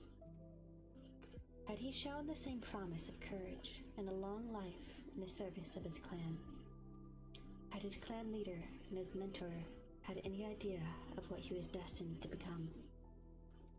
Bluestar called both kits forwards to stand beside her at the foot of the high rock. Fireheart noticed that she was looking more alert than usual, as if even she could not be indifferent to the prospect of more warriors to fight for her clan. Brackenfur, she began. Fireheart tells me you're ready for your first apprentice. You will mentor Towniekit. Looking nearly as excited as his new apprentice, Brackenfur stepped forward, and Tawny Paw ran up to meet him. Brackenfur, Bluestar continued, you have shown yourself to be a warrior of loyalty and forethought. Do your best to pass these qualities on to Tawny Paw.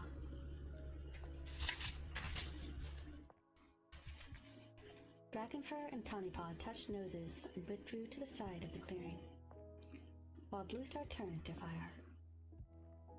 Now that Cloudtail is a warrior, she went on, you are free to take on another apprentice. Your mentor, Bramblepaw. Her eyes glittered as she gazed at Fireheart, and he realized with a flash of horror that she was suspicious of his motives in offering to train Tigerstar's son. Fireheart tried to meet his leader's icy gaze steadily. Whatever Bluestar thought, he knew that he was motivated by loyalty to his clan. Bramblepaw padded towards his mentor, and Fireheart went to meet him in the middle of the circle of cats. Looking down into the young cat's eyes, he felt both stirred and challenged by the blaze of enthusiasm there. What a warrior he'll make, Fireheart thought, and then added silently, if only he weren't Tigerstar's son.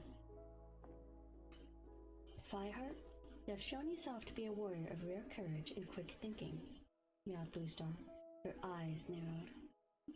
I'm sure you're past that all that you know to this young apprentice. Fireheart bent his head to touch noses with Bramblepaw.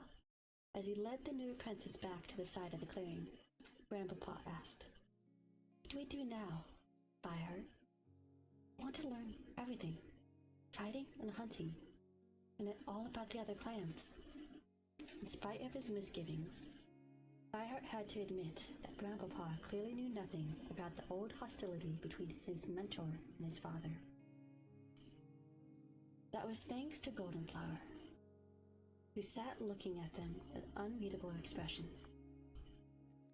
Fireheart guessed she wouldn't be too pleased that he had chosen to train Tigerstar's son himself, and what would happen when Tigerstar found out. He could feel Darkstripe watching him closely, and knew that the Dark Warrior would take the news to Tigerstar at the next gathering, if not before.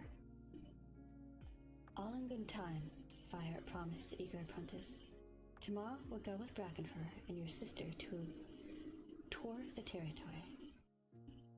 Then you'll learn where the borders are and how to recognize the scents of the other clans. Great! Bramblepaw let out an excited squeak. But for now, Fireheart went on as Bluestar drew the meeting to a close. You can go and get to know the other apprentices.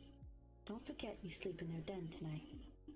He flicked his tail in dismissal, and Bramblepaw dashed off to his sister's side as the other cats started to crowd around, congratulating the two new apprentices and calling them by their new names. Not you fishing holy. Watching them, Fireheart saw Graystripe get up and come towards him, passing Sandstorm on the way. He heard the ginger she-cat meow. Graystripe, aren't you sorry you weren't given an apprentice?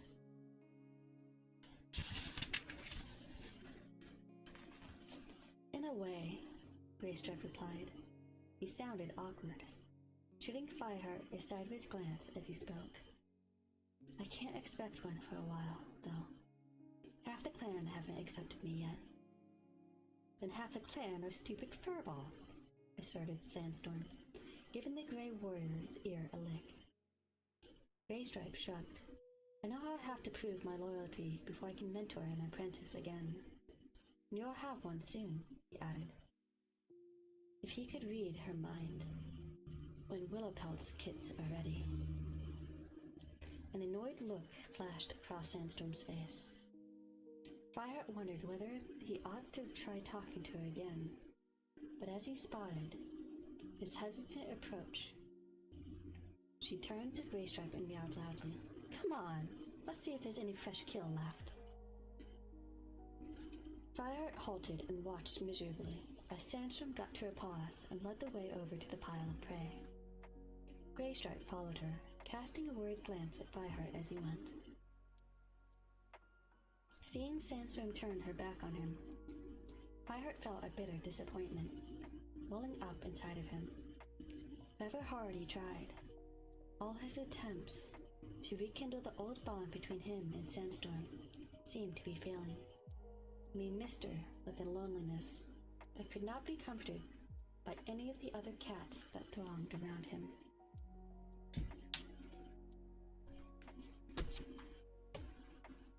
That's the end of chapter 20, and also that was the last chapter for this stream. So next Friday we will be doing the last of all the chapters, since there's 27 chapters, so it's going to be 7 chapters next Friday.